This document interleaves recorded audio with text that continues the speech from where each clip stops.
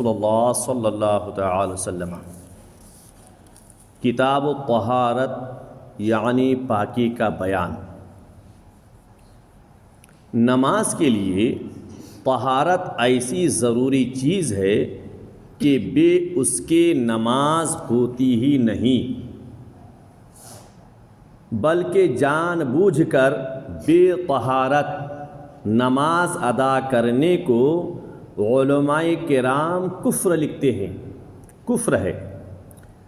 اور کفر کیوں نہ ہو کہ اس بے وضو یا بے غسل نماز پڑھنے والے نے عبادت کی بے ادبی اور عبادت کی توہین کی۔ بغیر طہارت کے نماز پڑھنا اس بات کی دلیل ہے کہ اس نے عبادت کو حقیر سمجھا، جیسے کہ بغیر ٹوپی، کپڑا رہتے ہوئے، ٹوپی رہتے ہوئے بے ٹوپی کے نماز پڑھنا عبادت کی توہین ہے، اور ٹوپی لگا کر نماز پڑھنا شان عبادت ہے اور آقا کریم کی سنت ہے۔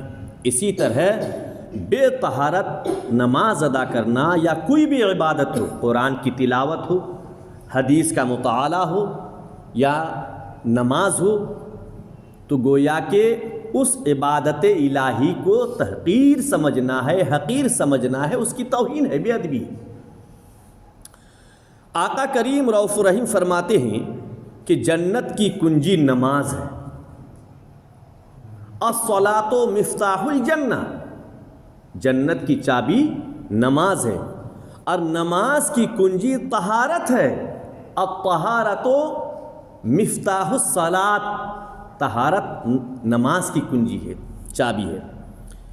اس حدیث کو امام احمد نے حضرت جابر رضی اللہ تعالی عنہ سے روایت کیا۔ کیا روایت کیے کہ ایک روز آقا کریم رؤوف الرحیم امام الانبیاء شفیع محشر صلی اللہ تعالی علیہ وسلم صبح کی نماز میں سورہ روم پڑھ رہے تھے، سورہ روم کی تلاوت کر رہے تھے۔ تلاوت کرتے کرتے متشابہ لگا،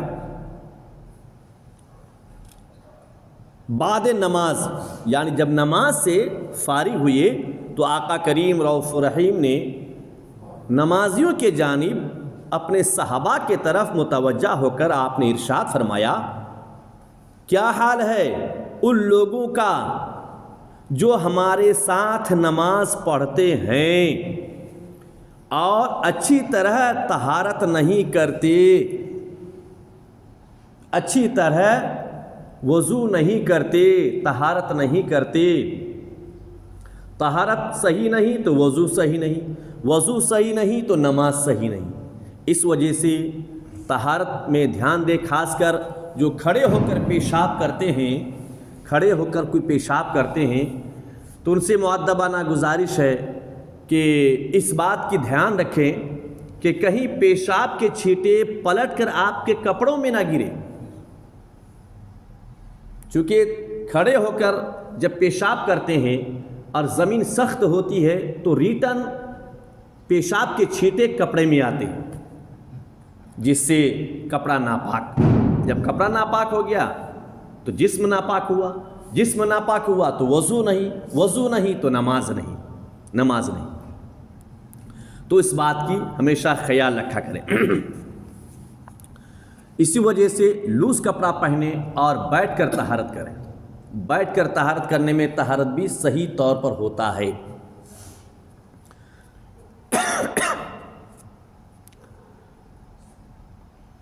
اور آقا کریم نے ارشاد فرمایا کہ انہی لوگوں کی وجہ سے امام کو قرأت میں شبہ پڑتا ہے۔ امام کبھی کبھی نماز میں اگر تلاوت بھول جاتے ہیں، قرأت بھولتے ہیں، تو اس کا مطلب یہ کہ جو پیچھے نمازی ہیں ان میں سے ضرور کسی کا وضو صحیح نہیں ہوگا یا پھر طہارت صحیح نہیں ہوگا۔ اسی طرح جب غسل کرنے کے لیے جاتے ہیں تو اس بات کی خیال کر رکھیں کہ بکٹ میں جو پانی لیتے ہیں، بکٹ میں پانی لینے کے بعد اس میں ہاتھ ڈالنے سے پہلے ہاتھ کو یہاں تک دھویا کریں، صابن سے پہلے دھل لیں۔ اگر بغیر دھلے ہم نے ہاتھ کو ڈائریکٹ پانی میں ڈال دیا تو وہ پانی مائع مستعمل ہو جاتا ہے، اور جب مائع مستعمل ہو گیا تو اس پانی سے آپ پاک نہیں ہوں گے، آپ کا غسل نہیں ہوگا۔ کیوں؟ آقا کریم رؤوف رحیم صلی اللہ علیہ وسلم نے ارشاد فرمایا کہ تمہیں خبر نہیں کہ سوتے سمے تیرے ہاتھ نے کہاں رات گزاری ہو، یا دن کے اجالے میں ہاتھ کہیں گندی جگہ پہ لگی ہو، کہیں گندے کپڑے میں لگ گئے ہوں۔ اسی وجہ سے جب نہانے کے لیے جائیں اور بکٹ میں پانی لیں تو بکٹ میں ہاتھ ڈالنے سے پہلے ہاتھ کو کلائی تک اچھی طرح دھل لیں، پھر اگر آپ اس میں ہاتھ بھی ڈالیں گے تو پانی مائع مستعمل نہیں ہوگا۔ اور اس بات کی دھیان رکھیں کہ جب پانی بدن پر ڈالتے ہیں تو بدن سے پانی کا چھینٹا جدا ہو کر اس پانی میں نہ گرے، بکٹ میں جو پانی ہے اس پانی میں نہ گرے۔ اگر اس پانی میں پانی گر گیا جسم سے جدا ہو کر کے تب بھی پانی مائع مستعمل ہو جائے گا، غسل نہیں ہوگا۔ اس بات کی بہت باریک بات ہے، اس بات کی خیال رکھیں۔ اس حدیث کو امام نسائی نے شبیب بن ابی روا سے، انہوں نے ایک صحابی سے روایت کیا ہے، جب بغیر کامل طہارت نماز پڑھنے کا یہ وبال ہے تو بے طہارت نماز پڑھنے کی نحوست کس قدر ہوگا، کتنا بھیانک ہوگا۔ حدیث رسول میں ہے، آقا کریم رؤوف رحیم نے ارشاد فرمایا، طہارت نصف ایمان ہے، آدھا ایمان ہے۔ الطہارت نصف الایمان، پاکی آدھا ایمان ہے، اس لیے ہمیشہ پاک صاف رہا کریں۔ دوسری بات یہ کہ پاک صاف رہنے سے فائدہ کیا ہوگا کہ موت کبھی بول کر نہیں آتی ہے، موت کبھی بول کر نہیں آتی۔